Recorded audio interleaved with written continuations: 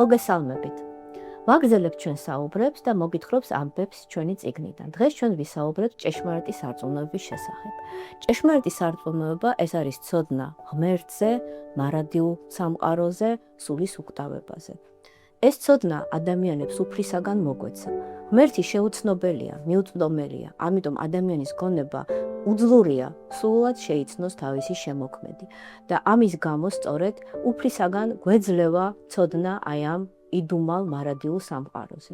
ეს ცნობა მიეცა ჯერ ადამს, შემდეგ მოსეს თავის გამოცხადებით, წინასწარმეტყველებს და შემდეგ უკვე უფლის მოციქულებს.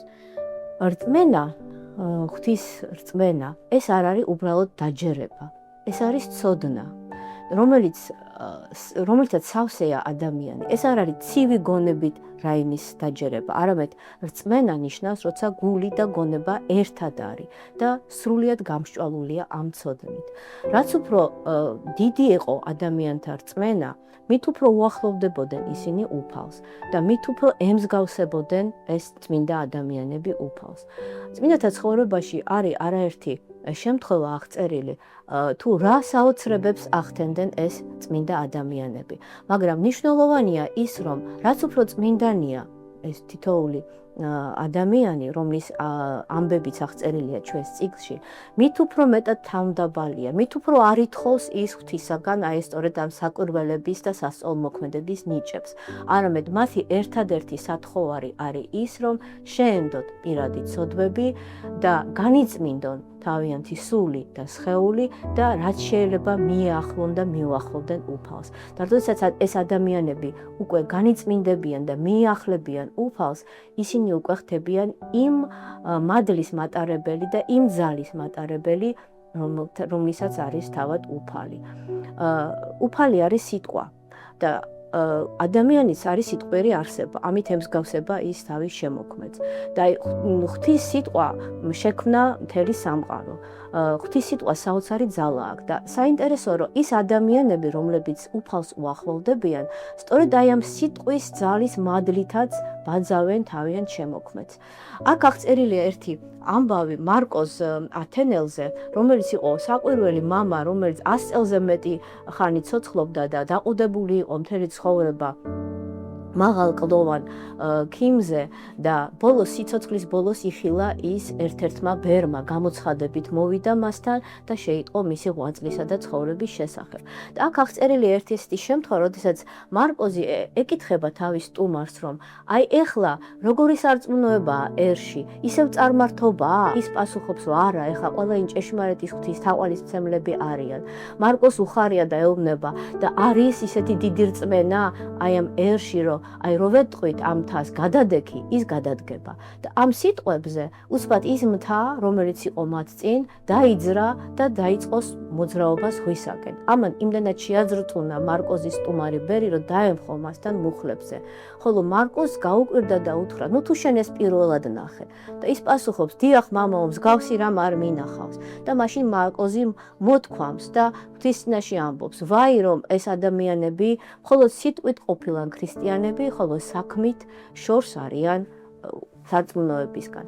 აი ესეთ ჭეშმარიტ რწმენას კვირდება უფალი თავის სიტყვებში, სახარებაში, როდესაც ამბობს, რომ თუ გექნებათ მდოგვის მარცვლის ოდენა სარწმუნოება და ეტყვის მთას გადადექი, ის გადადგება. აი ეს აღსრულდა სწორედ მარკოზის დროს და შემდეგ ის ეუბნება ამ მთას, რომ შენ არ გეუბნები, მე ჩემ ძმას უთხარი ეს, ბროც სიტყვა მოაყოლა და მთა თავის ადგილზე ბრუნდება. აი ესეთი სიტყვის მადლი და ძალა აღწერილია ასევე წმინდა მაკარი დიდის ცხოვრებაში. თვითონ ეს მამები, მე წეგნაც ვახსენე, რომ თავიანთი სიმდაბლის გამო გაურბოდნენ ამ სასწაულებს, არ ციტხოვდნენ სასწაულთა აღსრულების ნიჭი რომ მიეცა ღმერთს მათთვის და თვითონ ეს მალავდნენ, რომ შეეძლოთ ამ სასწაულების აღსრულება. ამიტომ იყო ხოლმე ისეთი შემთხვევები, როდესაც რაიმეს განკურნება რომ უნდოდათ ხალხს და მიდიოდნენ ამ წმინდა მამებთან, რაღაც ხერხს მიმართავდნენ ხოლმე. და იყო ესეთი შემთხვევა წმინდა მაკარის ცხოვრებაში, რომ ჩამოვიდა მამა შორიდან და თან ჩამოიყვანა თავისი 8 წლის შვილი, რომელიც იყო დავრდომილი, ასე დაიბადა და ვერ დადიოდა. მივიდა მაკარის სცენაკთან დატოვა ეს დავრდომილი ბავშვი მის სენაკთან, თვითონ კი წავიდა განეშორა იმ ადგილას და შორიდან უყურებდა რა მოხდებოდა. მაკარი გამოვიდა ბავშვის ტირილზე და კითხა, რატომ ხარ აქ და რატომ ტირი? ბავშვი ეუბნება, მამამ დამტოვა აქ და წავიდა. ხო და ადექი ჩქარა და დაეწიე მამას შენს, უთხრა მაკარიმ. ამ სიტყვებზე ბავშვი ადგა სრულიად განკურნებული და გაიქცა მამისაკენ. აი ესე არც რო უთხოვია მაკარს ღვთისაგან მისი განკურნება, არამედ მისი სიტყვის მადლით და ძალით, რომელიც მას ჰქონდა უფლისაგან უკვე მონიჭებული თავისი წმინდა ცხოვრების გამო, მას მიეცა მადლი, რომ მისმა სიტყვამ ესეთი სასწაული აღასრულა.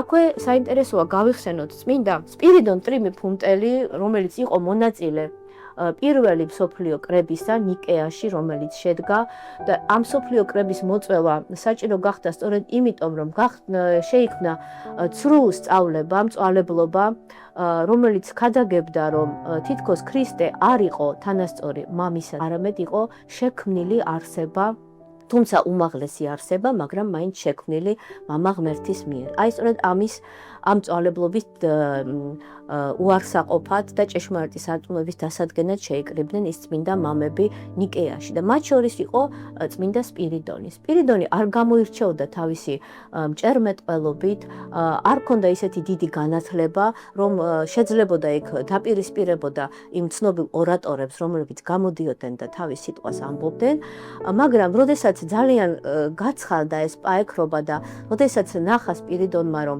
აი მეფე უფრო ორატორულ მეტყველებას და ორატორთა გამოსვლას უფრო აქცევდა ყურადღებას, ვიდრე აი მამათა სწავლებას და მამათა ქადაგებებს, მაშინ მან თვითონ მოითხოვა სიტყვა. და მამები ძალიან შეშინდნენ ამის გამო და ეუბნებოდნენ, რომ მამაო, შენ არ გაქვს სათანადო გამოცდილება და მოდი ნუ იტყვი, ნუ რაფერს. იმიტომ რომ ეშინოდათ, რომ მისი სიტყვა პირიქით სარწმუნოების წინააღმდეგ არ გამოეყენებინათ ამ მოწინააღმდეგე მხარეს. მაშინ აი სპირიდონი გამოდის აი კრების წინაშე და ეუბნება იმ ორატორს, ვინც მოწინსა სხვა ცრუ სწავლებას ქადაგებს და ეუბნება ესეთ რამეს. იესო ქრისტეს სახელით გეუბნები შენ ფილოსოფოსო, ისმინე ჩემი. და მაშინვე აი ქრისტეს სახელით ეს ფილოსოფოსი მორჩილად ისმენს მისას. მაშინ წმინდა სპირიდონი ჩამოაყალიბებს მოკლედ მრწამს და ეუბნება, მე აი ასე და ასე მწამს, რომ უფალი არის სამება, მამა, ძე, სულიწმინდა და სამივე ეს თანაბარია და ერთ არსებაა. და შენ ბოლოს ეუბნება სიტყვებს და შენ ასე არ გწამს ფილოსოფოსო? და უცბად აი ყველასგან მოულოდნელად, როცა მანამდე ეს ადამიანი არ ტუნებდა აბტკიცებდა სრულიად საწინააღმდეგოს, ყველასთან განცხადებულად ამბობს, რომ დიახ, მეც ესე მწამს. ეს არის ჭეშმარიტი სარწმუნოება. და შემდეგ ამბობს საოცარ სიტყვებს. მამანო, სანამ სიტყვიერი პაექრობა მიდიოდა, მე ჩემი ხელოვნებით გეწინააღმდეგებოდით, მაგრამ როდესაც მე იდუმალი ღვთაებრივი ძალა მეწინააღმდეგება, მე უძლური ვარ, მე ვემორჩილები ამ ძალას და დამარცხების აღარც მრცხვენია, არამედ მიხარია და ამ სიხარულით მურჩევ ყველას, ერწმუნოს ამ წმინდა ბერს და ირწმუნოს ქრისტე. ანუ, როდესაც ადამიანი შედის ერთობაში უფალთან, ქრისტესთან, იგი უკვე აღარ ეძიებს თავისას. მას უხარია ეს ერთობა და ეს ერთობა ისეთი მადლით ავსებს, რომ უკვე სიხარულით აღიარებს თავის დამარცხებას. ეს სწორედ ის კრებაა, რომელზეც შემდეგ თავის სწორედ აი ამ სიტყვების დასამტკიცებლად წმინდა სპირიდონმა აიღო ხელში აგური, ანუ კეცი, ანუ გამომწვარი თიხა, მოუჭირა მას ხელი და იქიდან გადმოვიდა წყალი, ავარდა ზეცაში ცეცხლი და თვითონ ეს აგური მიწად დაიფშნა. წმინდა სპირიდონმა მიმართა იმპერატორს და უთხრა, ეს არის ერთი ნივთი, გამომწვარი თიხა, რომელიც შეიცავს მიწას, წყალს და ცეცხლს და ეს არის ერთიანი, მაგრამ ასევეა წმინდა სამება, მამა, ძე და სულიწმინდა არის ერთი უფალი, განუყოფელი ერთ არსება. აი ამსეთი წმინდა სარწმუნოების დაცვისთვის არაერთი მამა მზად იყო, რომ სისხლი დაეღვარა და დასთხიეს კიდეც სისხლი. ამ წმინდა კრების მონაწილეთაგან არის ერთ-ერთი ცნობილი ათანასე დიდი, რომელიც ამ კრების დროს იყო ჯერ კიდე დიაკვანი და სწორედ მისი მითითებით შეიტანეს მრწამსში სიტყვები ერთ არსი მამისა, რომ ამითი საბოლოოდ დაეგმოთ და შეწინააღმდეგებოდნენ აი ამ ცრუ სწავლებას, რომელიც უარყოფდა ქრისტეს ერთგუნებას აი ამ წმინდა სამებაში. ათანასემ თავისი მერე მღვდელმთავრობის მან განმავლობაში არაერთი დევნა დაითმინა მწვალებელთაგან და საბოლოოდ გამარჯვებული გამოვიდა ამ დევნისაგან. წმინდა მამათა ცხოვრებაში აღწერილია არაერთი შემთხვევა, როდესაც აი ღვთის სიტყვას საოცარი მადლი აქვს. არის ესეთი წმინდა მამა ბესარიონი, ეგვიპტელი მოღვაწე, რომლის მოწაფეც აგვიწერს ესეთ ამბავს, რომ როდესაც ზღვისპირას მივდიოდითო მე და მამა ჩემი ბესარიონი ძალიან მომწყურდა და ვთხოვე ჩემს მოძღვარს, რომ წყურია მამაო. მაშინ მან ჯვარი გადასახა ზღვას და მითხრა დალიე და მე დავლიე ეს წყალი და ნახე, რომ იყო ძალიან გემრიელი და ტკბილი. და როდესაც მოვიკალი ჩემი წყურვილი, დავიწყე ავსება ჩემი ჭურჭლის და მამაო მკითხა, რას აკეთებ? და მე ვუპასუხე, მამაო, შემინდა და კიდევ რომ მომწყურდეს და მაშინ მამა ბესარიონი ეუბნება საოცარ სიტყვებს. ღმერთი, რომელიც ამ ადგილას არის, ყველა ადგილზე იგივე ღმერთია.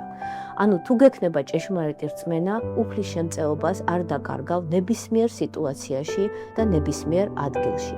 ამისი დიდი რწმენა ჰქონდათ მამებს და კიდევ ერთხელ აღნიშნავ, რომ ისინი არ მოითხოვდნენ ღვთისაგან სასწაულების ნიჭებს, იმიტომ რომ ეს იყო ძალიან საშიში და არაერთი მამა თავისი ზოგჯერ სიწმინდით განთქმულიც კი ცხოვრების რაღაც ეტაპზე დიდ საცდურში ვარდებოდა. მაგალითად ჩვენ ვიცით უდიდესი საეკლესიო მოღვაწის სვიმეონ მესვეტის ცხოვრება, რომელმაც არაერთი წელი გალია სვეტზე მოღვაწეობით იყო საკვირველ მოქმედი და აი მისი ცდუნებაც კი მოახერხა ბოროტმა, როდესაც მას გამოეცხადა ცეცხლოვანი ეტლით და უთხრა, რომ უფალმა გამომაგზავნა შენთან, რომ აი შენი სიწმინდის გამო შენ აგიტაცო ზეცად, როგორც ილია იქნა ატაცებული ცოცხლად.